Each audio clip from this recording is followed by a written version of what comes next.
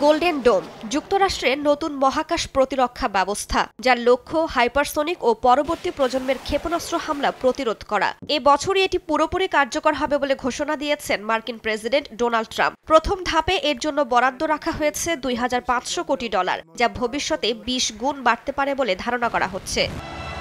এই প্রকল্পকে উস্কানিমূলক এবং অহংকারের চূড়ান্ত বহিঃপ্রকাশ হিসেবে আখ্যা দিয়েছে উত্তর কোরিয়া। পিয়ংইয়ং বলছে মহাকাশকে সম্ভাব্য পারমাণবিক যুদ্ধক্ষেত্রে পরিণত করছে ওয়াশিংটন।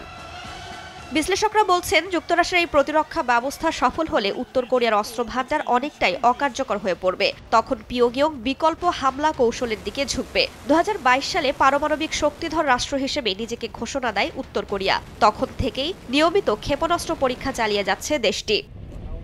ওয়াশিংটনের এই পরিকল্পনা বিশ্বব্যাপী নতুন পারমাণবিক ও মহাকাশে অস্ত্র প্রতিযোগিতা শুরু করবে বলে সমালোচনা করছে বিভিন্ন দেশ। চীনের পররাষ্ট্র মন্ত্রণালয় বলছে, যুক্তরাষ্ট্র কেবল নিজের নিরাপত্তা নিশ্চিত করতে গিয়ে অন্য দেশের নিরাপত্তাকে হুমকির মুখে ফেলছে। গোল্ডেন ডোমের আক্রমণাত্মক বৈশিষ্ট্য নিয়ে গভীর উদ্বেগ জানিয়েছে বেইজিং।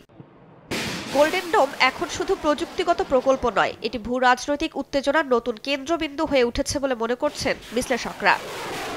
রাইসা জান্নাত, সময় সংবাদ।